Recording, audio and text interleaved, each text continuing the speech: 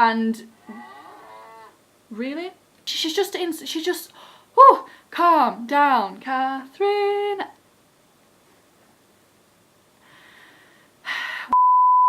Hey everyone, it's me Catherine, and today I'm bringing you my spoiler-free review for Empire of Storms, book 5 in the Throne of Glass series by Sarah J Maas, and the most recent release. I believe it was released earlier this year. So let's just get straight into my thoughts. So we'll start with the positives, because there were some.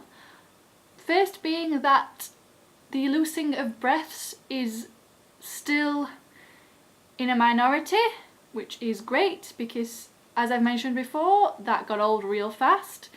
The next, the LGBT plus representation is better in this book than it has been in the previous ones, but don't get too excited, I will talk more about that later. And the third positive is that Chaol wasn't in this book at all. And before you say anything, I am going to mention more about why later, as we move into the negatives of this book. So the problems in Empire of Storms are the same issues I've had throughout the entire series. The first being that I do not like Celaena. I've forgotten how I've been pronouncing her name. Doesn't matter because but anyway, I wasn't impressed with her in the first book. Even less impressed with her in the next two books.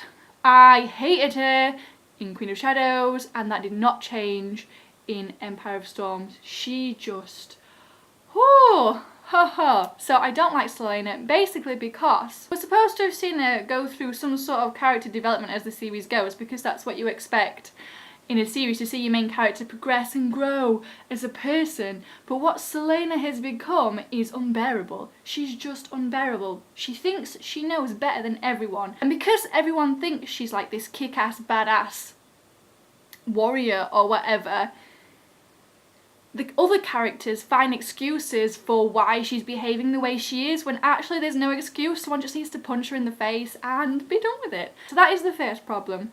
The next problem is the rest of the characters. At one point or another, I've liked more or less most of the characters that Sarah J Maas has introduced us to, but the longer we stay with these characters, the more I grow to dislike them, because they do things out of character.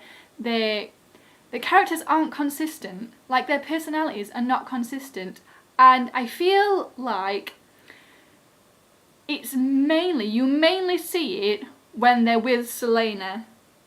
I've mentioned this before, all the characters seem to bend to Celaena, and in the end they start to act and talk like her, and I find it hard really to distinguish the different personalities anymore. I don't see the different personalities anymore. And the one thing I was dreading, which has happened, is Manon is ruined. All of the characters are ruined. They're not consistent. The personalities are, I think, it's like Sarah J Maas has tried to make them all like proper badass. She wants them to be like proper badass characters, like, you know, that people would aspire to, and that people can look up to. But what she's created is more or less different variations of the same character. They're all sort of now different variations of Celaena, and because I don't like Celaena, I now don't like any of the other characters. How am I supposed to enjoy a story if I no longer like any of the characters? And that is why Chaol not being in this was a positive, but it's also a negative, because why wasn't Chaol in this? I could understand if maybe the next book was going to have a massive focus on Chaol and Chaol's journey, but we know it's not. We absolutely know that's not going to be the case, so why? So Chaol not being in it has sort of saved him from any further ruination, but also, why wasn't he in it? And then on to the next big problem that I have is the romances. The romance in this series, especially in this book, takes sort of a massive part of the story. It's a massive part of the motivation of the characters and the reason they do the things that they do, and the reason they can fight as hard as they do, because they have somebody they're attracted to and they want to fight hard for them. And that's fine. Fighting for love is fine, because isn't that more or less what most people would fight for. But love isn't just romantic love. There's friendship. Fight for your friends, fight for your family, fight for your country. Just, you know, don't make that other person your whole reason for doing anything, and that is what gets me the most, I think. And the fact that no one is capable of being alone without developing an attraction to somebody else, and that somebody else is 100% of the time a member of the opposite sex, which just makes this all very predictable, because throughout this series you have a female character and a male character somehow thrown together, and you just know what's going to happen. You just know what's going to happen. Within the first few pages, I think we start with him, in Empire of Storms, you see a new pairing. You see a new pairing. Nobody can stay single, and it bugs me so much because we already have plenty of romance. Why do we need another couple? I just can't. Everybody finds everybody sexy and attractive, and no one is described as otherwise. Everybody's beautiful, everybody is good looking, everybody has a hot body. There are no plain average people. Everybody is unbelievably attractive. Unbelievably attractive. And I'm just fed up. That leads me on to the LGBT plus representation that I mentioned in the positives, because while there is more in this, it's not great representation really. Mostly it's mentioned in passing. Some minor, very minor character has a same-sex partner, and that's really it. It's literally just mentioned in passing, like, oh, by the way, their partner is the same sex.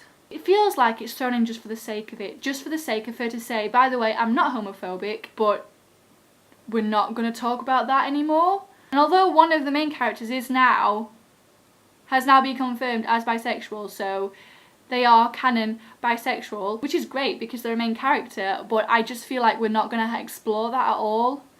All the romance in this series, and I'm just fed up of this series. I'm so fed up of it. I'm fed up of Selena. I'm fed up of the romances, and I'm just fed up. The annoying thing is, I'm probably going to read the next book when it comes out. I will probably read it because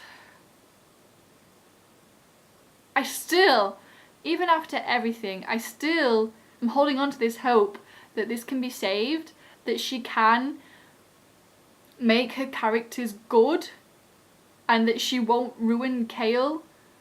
But I don't know, guys. I don't know. Anyway, thanks so much for watching, guys. Let me know in the comments below what you guys thought of Empire of Storms, and I will hopefully see you in another video. Bye!